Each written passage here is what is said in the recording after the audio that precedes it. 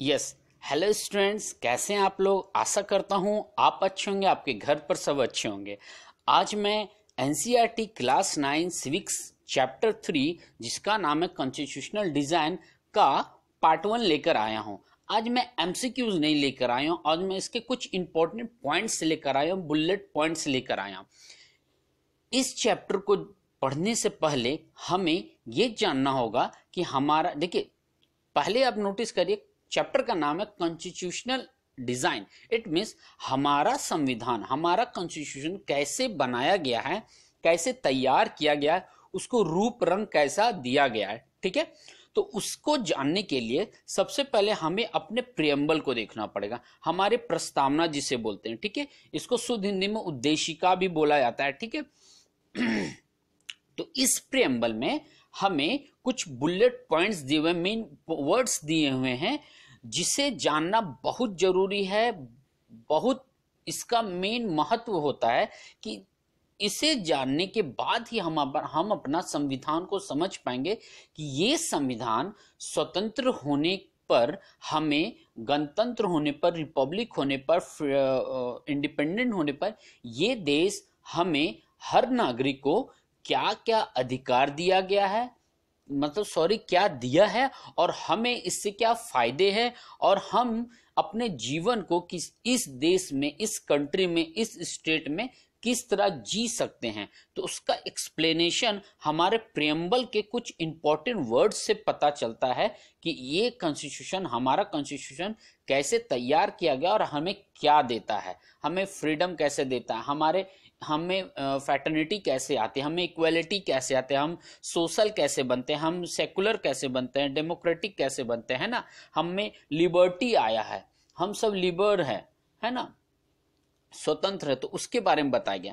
ठीक है, तो आज मैं स्टार्ट करता हूं। ठीक है, तो इस चैनल पर आने के लिए सबसे पहले वो आपका वेलकम, और वीडियो पसंद है तो लाइक जरूर करें, अपने दोस्तों रिलेटिव्स के साथ शेयर जरूर करें, और इस चैनल को ग्रोथ करने में आपका सपोर्ट का जरूरत है, इसलिए सब्सक्राइब करना ना भूले इस चैनल को, और बेल आइकन जरूर दबाएं। जब भी मैं लेक्चर बनाऊं, क्लासेस लूं, छोटे बच्चों का या फिर जितने भी कॉम्पिटिटिव एग्जाम्स के लिए मैं क्लासेस लूं, आपके पास नोटिफिकेशन पहुंचता रहे। ठीक है, चलिए मैं स्टार्ट करता हूं आज के सेशन का। एनसीईआरटी क्लास 9 सिविक्स चैप्टर 3 जिसका नाम है constitutional design part 1 important points, it mean bullet points. ठीक है, मैंने यहां पर लिखा भी है बुलेट पॉइंट्स।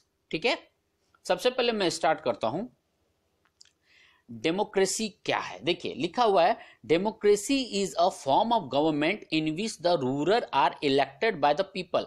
डेमोक्रेसी क्या होता है? डेमोक्रेटिक कंट्री, लोकतंत्र, प्रजातंत्र देश वैसा होता है जहां का शासक, जहां का राजा खुद से नहीं आता है, उसे हम लोग वोट डाल करके उसको पार्लियामेंट में भेजते हैं। पार्लियामेंट से उसे एक मेजोरिटी पार्टी अपने एक लीडर को चुनती है, उसके बाद वहां से इलेक्शन होके हमारा देश का शासक बनता है, किंग बनता है। ठीक है, दूसरा एक पॉइंट मैंने लिखा, the set of basic rules in written form is called a constitution. देखिए कोई भी एक एक कोई मान लीजिए एक कहानी है। ठीक है, अब उस कहानी के बारे में हमको कैसे जानना पड़ेगा, उस कहानी में मेन चीज क्या दिए हुए हैं। ठीक है, इसी तरह हमारा संविधान, हमारा कॉन्स्टिट्यूशन में क्या दिया हुआ है कि कुछ रूल्स दिए हुए हैं, बेसिक रूल्स दिए हुए हैं जो हमें अपने जीवन के लिए, अपने लाइफ के लिए बहुत जरूरी होता है। तो उसी रूल को मान लीजिए कोई बोल दिया कि ठीक है आपने ये, मैं दे देता हूं, राइट आपको देता हूं, क्या पता कल होकर वो मुकर जाए, मुंह मोड़ ले, तो इसलिए उसे रिटेन फॉर्म करना पड़ता है, रिटेन रूप, लिखित रूप देना पड़ता है, ताकि ये लिखा रहे प्रूफ के रूप में कि हाँ भाई फलाने ने मुझे ये अधिकार दिया है किसी चीज को करने के लिए। ठीक है, इसलिए एक रिटेन फॉर्म, जितने भी रूल्स होते हैं वही कॉन्स्टिट्यूशन होते हैं। ठीक है, तो मैं स्टार्ट करता हूं। याद रखिएगा, मैं ये बुलेट पॉइंट लिया हूं एनसीईआरटी बुक सिविक्स क्लास 9 का पेज नंबर 51 से। ठीक है, चलिए पहला वर्ड आता है, यहां पर दिया हुआ है we the people of India. ठीक है, मतलब हम भारत के लोग, हिंदी है इसका। चलिए, we the people of India, हमारा प्रियम्बल स्टार्ट होता है इसी वर्ड से, याद रखिएगा। एमसीक्यू बनता है किसी भी कॉम्पिटिटिव एग्जाम्स में, ठीक है, और आपके स्कूल्स में भी बनेंगे, ठीक है। ये लॉकडाउन के टाइम में एमसीक्यू बेस्ड ही एग्जाम्स होने वाले हैं, ठीक है। तो we the people of India, इसका हिंदी होगा हम भारत के लोग। यहीं से हमारा प्रियम्बल उद्देशिका प्रस्तावना स्टार्ट होता है। देखिए इसका मतलब क्या दिया हुआ है, the constitution has been drawn up and enacted by the people through their representatives and not handed down to them by a king or any outside power। देखिए इसको हिंदी लिखा हुआ है, संविधान को लोगों द्वारा अपने प्रतिनिधियों के माध्यम से तैयार और अधिनियमित किया गया है। मतलब संविधान जो है उसको किसी एक आदमी ने नहीं बनाया है। उस संविधान बनाने में 389 मेंबर्स लगे, नेहरू जी लगे, पटेल जी लगे, बी आर अम्बेडकर सर लगे, है ना। इन लोगों ने मिल करके इसको तैयार किया है और इसको पास किया है।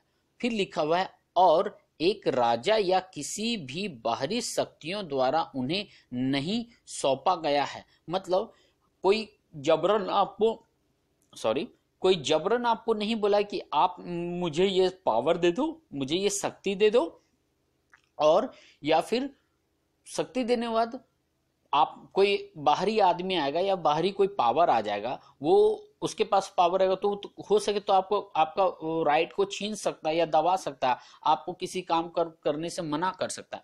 इसलिए इसमें लिखा हुआ है कि इसमें किसी राजा या फिर किसी दूसरे व्यक्ति या फिर किसी दूसरे बाहरी पावर इफेक्ट से इसको तैयार नहीं किया गया, ना इसको कोई सौंपा गया है। इसको भारत के लोगों द्वारा तैयार किया गया है और इसको लागू किया गया है, ठीक है। दूसरा पॉइंट आता हूं, दूसरे पॉइंट पर ना सॉवरेन। देखिए सॉवरेन का हिंदी है संप्रभु। अब ये वर्ड शुद्ध हिंदी है, बहुत लोगों को नहीं डाइजेस्ट हो पाता, समझ नहीं आता है कि एक्चुअली ये सॉवरेन का मतलब क्या है, ठीक है। चलिए देखिए इसका इंग्लिश में दिया हुआ है पहले, people have supreme right to make decisions on internal as well as external matter. No external power can detect the government of India। देखिए कहता है लोगों को आंतरिक और साथ ही बाहरी मामलों पर निर्णय लेने का सर्वोच्च अधिकार। देखिए संप्रभु कहता क्या है कि हमें अपने डिसीजंस, मतलब खुद के डिसीजंस प्लस अपने देश का, अपने राज्य का डिसीजन खुद ले सकते हैं। किसी बाहरी आदमी से मुझे राय लेने की जरूरत नहीं। मैं अमेरिका से पूछने नहीं जाऊंगा कि मुझे क्या करना है, फलाने काम के लिए कौन सा नियम बनाने हैं। मैं ब्रिटेन से नहीं पूछने जाऊंगा, मैं कनाडा से, चाइना से, जापान से, रशिया से, जर्मनी से, पोलैंड से, ऑस्ट्रिया से, न्यूजीलैंड से, हमें किसी से नहीं पूछना है। हमें अपने लोगों पे, अपने मिनिस्टर्स को राइट दिया है कि हम अपने स्टेट का, अपने घर का, अपने देश में कोई भी मैटर होता है उस पर हम विचार विमर्श कर सकें, निर्णय ले सके, और हमें पूरा ये राइट दिया हुआ है, ठीक है। आगे लिखा हुआ है कोई भी बाहरी शक्ति भारत को निर्देशित नहीं कर सकती। यही मैंने बताया कि कोई भी बाहर का आदमी तुमको नहीं बोलेगा भाई आप ये काम करिए या फिर ये करना जो आपको जरूरी है, ठीक है, आप ये नहीं करोगे तो ये गलत हो जाएगा, वो नहीं करोगे तो ये हो जाएगा, ठीक है। ये कोई बाहरी आदमी नहीं बता पाएगा। यदि प्रॉब्लम हमारे पास है तो उसका सॉल्यूशन हमें खुद करना है, ठीक है। तो संप्रभु का ओवरऑल कॉन्सेप्ट है कि हमें अपना निर्णय लेने का, अपना डिसीजन लेने का, अपना काम करने का, अपना कानून बनाने का, अपने संशोधन मतलब फेर बदल करने का, कोई भी जरूरत हो उसकी मांग करने का अधिकार हमें खुद है, बाहरी पावर को नहीं है, ठीक है। याद रखिएगा, इस चैनल को सब्सक्राइब जरूर करिएगा, बेल आइकन जरूर दबाइएगा, ताकि मैं वीडियोस बनाता रहूं आप लोगों के लिए ही, स्पेशली मैं आप लोगों के लिए ही काम कर रहा हूं, ठीक है। फिलहाल इसमें मुझे कोई फायदा नहीं है, सिर्फ मैं अपनी इच्छा खुशी के लिए आप लोगों को पढ़ा रहा हूं, ठीक है। इसको जरूर सब्सक्राइब करिएगा, बेल आइकन दबाइएगा, ताकि मैं नेक्स्ट क्लास लूं तो आपको नोटिफिकेशन चला जाए, ठीक है। नेक्स्ट है पॉइंट नंबर 3 में सोशलिस्ट। सोशलिस्ट का मतलब देखिए ये बना है सोशल, सोशल मतलब समाज, सोशलिस्ट मतलब समाजवादी, जो समाज से रिलेटेड काम करते हैं, ठीक है। अब देखिए ये कहता है, क्या कहता है, देखिए लिखा है वेल्थ, सोशलिस्ट में लिखा है wealth is generated socially and should be shared equally by society. Government should regulate the ownership of land and industry to reduce social economic inequalities. देखिए हिंदी में लिखा हुआ है, कहता है कि धन, अच्छा यहाँ वेल्थ का मतलब धन नहीं है, सिर्फ धन नहीं, मतलब आप में वेल्थ मतलब क्या होता है, आप में पावर, कंप्लीटनेस, मनी, ओके कह सकते हैं मनी। तो हर चीज के पॉइंट ऑफ व्यू से, ठीक है, इकोनॉमी हो, सोशल हो, ट्रेडिशनल हो, रिलीजियस हो, हर साइड से कह सकते हैं, ठीक है। कहता है वेल्थ मतलब धन सामाजिक रूप से उत्पन्न होता है और इसे समाज द्वारा समान रूप से साझा किया जाना चाहिए। मान लीजिए कहता है कि कोई भी चीज स्टेट में, आपके सोसाइटी में कोई भी चीज, आपके राज्य में, डिस्ट्रिक्ट में, स्टेट में, कंट्री में, देश में, वो किसी एक आदमी नहीं ले सकता है, या फिर सब कुछ एक आदमी में नहीं समाया हुआ है कि सारा पावर फलाने आदमी के पास है, हमारे पास तो जीरो, वो हमें दबा सकता है, हमें जेल भेज सकता है, हमें गोली मार सकता है, हमें पढ़ने नहीं दे सकता है, हमें बिजनेस नहीं करने दे सकता, हमें फलाना जॉब नहीं करने दे, ऐसा कुछ नहीं है। जो भी है सब के लिए बराबर है, सब के लिए हक में है, ठीक है। आगे लिखता है सरकार को सामाजिक आर्थिक असमानताओं को कम करने के लिए भूमि और उद्योग के स्वामित्व को विनियमित करना चाहिए। मतलब कोई भी आदमी सारा जमीन आपका नहीं ले सकता है, कोई भी आदमी सारा धन नहीं रख सकता है, हर किसी को हक है समाज में काम करने का, नौकरी करने का, पढ़ने का, लिखने का, घूमने का, जाने का, बसने का। बसना मीन्स कहीं जाकर मैं घर बनाकर बस सकूं। दिल्ली में जाकर के मैं खुद, हमारे पूर्वज उत्तर प्रदेश से हैं, ठीक है, हम मथुरा से, हमारा दादाजी लोग हमारे बेसिकली उत्तर प्रदेश से बिलोंग करते थे। बाद में पापा जी का, दादाजी का जॉब लगा तो कोई अलग अलग स्टेट में शिफ्ट कर गए, कोई बंगाल शिफ्ट कर गए, कोई महाराष्ट्र शिफ्ट कर गए, कोई दिल्ली शिफ्ट कर गए, कुछ लोग झारखंड में, कुछ लोग बिहार में, वहां से ऐसे करके फैले हम लोग। अब हम लोग को क्या, यदि ये राइट नहीं हो तो क्या हमारे दादाजी लोग अदर स्टेट में फैलते? क्या नहीं फैलते। आज हमारे पूर्वज मथुरा में है, ठीक है, बेसिकली मैं भी मथुरा सिर्फ 2 ही बार गया हूँ, इसी साल गया था फरवरी में, और फिर 7-8 साल पहले गया था। एनीवे मैं ट्रैक चेंज कर दिया था अपना, ठीक है। तो यदि वो राइट नहीं रहते तो क्या हमारे दादाजी अलग अलग स्टेट में जाके शिफ्ट करते, नौकरी कर पाते? नहीं नौकरी कर पाते, ना ही वो बस पाते, ना ही वो घर बना पाते वहां। आज क्या है कि हमारे कजन्स लोग दिल्ली में हैं, पुणे में हैं, और इधर खड़गपुर बंगाल में हैं, इधर झारखंड में हैं, फिर इधर हमारे उत्तर प्रदेश कानपुर में है हमारे, ठीक है, गाजियाबाद में हमारे कजन्स वगैरह हैं, नोएडा में मेरी खुद की सिस्टर है। तो वो लोग जॉब कर रहे हैं, क्यों? क्योंकि हमारा राइट है इसमें, ठीक है। नेक्स्ट चलते हैं, सेकुलर, धर्मनिरपेक्ष। अब ये भी वर्ड बहुत लोगों को डाइजेस्ट नहीं हो पाता कि सेकुलर वर्ड क्या है। देखिए धर्मनिरपेक्ष मतलब कोई भी एक पार्टी, पॉलिटिकल पार्टी, या कोई भी एक आदमी किसी एक खास रिलीजन को सपोर्ट नहीं कर सकता, ठीक है। आगे देखते हैं क्या लिखा हुआ। Citizens have complete freedom to follow any religion, मतलब हर नागरिक को फ्रीडम है कि आप कोई भी धर्म को अपना कर आप उसको फॉलो कर सकते हैं। कोई आपको रोक नहीं सकता, कोई आपको टोक नहीं सकता। इवन यदि आप 18 साल के हो जाते हैं तो आपके पेरेंट्स को भी राइट नहीं है कि आपको रोके। हाँ, एज ए फैमिलियर कहा जाता है कि भाई हम हिंदूज हैं, हम क्रिश्चियंस हैं, हम इस्लामिक हैं, हम बौद्धिस्ट हैं, हम जैनिज हैं, हमारे धर्म के अगेंस्ट आप जा रहे हो, आप उसका उल्लंघन कर रहे हो, इंसल्ट कर रहे हो, वो अलग बात है, वो फैमिलियर पॉइंट ऑफ व्यू है। बट हमारे संविधान कहता है कि आप फॉलो कर सकते हैं, आप फ्री है इसके लिए। आगे लिखता है but there is no official religion, मतलब इस देश का कोई एक स्पेशल धर्म नहीं है, रिलीजन नहीं है, ठीक है। ऐसा नहीं कि ये हिंदू देश है, नहीं, ये मुस्लिम देश है, नहीं, ये बौद्धों का देश है नहीं, ये क्रिश्चियन का देश है नहीं, ऐसा कुछ नहीं है। यहाँ पर सब क्या है, सब इक्वल है, आप किसी को फॉलो कर सकते हैं।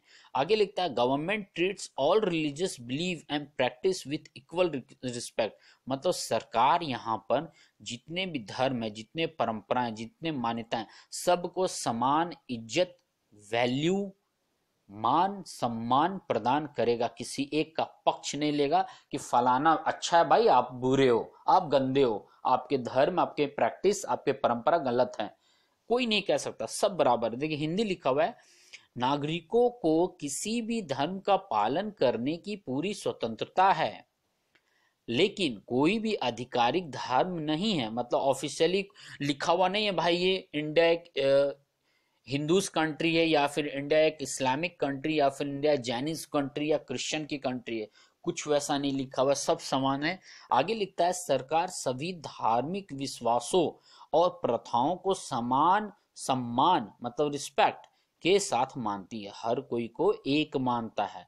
इसी को कहते हैं हम लोग क्या, धर्म निरपेक्ष, मतलब सेकुलर। ठीक है, चलिए आगे बढ़ते हैं। ठीक है, मैं कोशिश करूंगा, एक काम करता हूं, आज मैं इतना ही रखता हूं, ज्यादा लंबा वीडियो हो रहा है।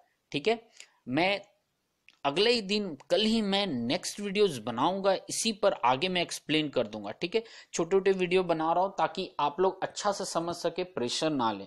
ठीक है, अभी मैं इतना ही रखता हूं, आगे कल मैं एक्सप्लेन करूंगा।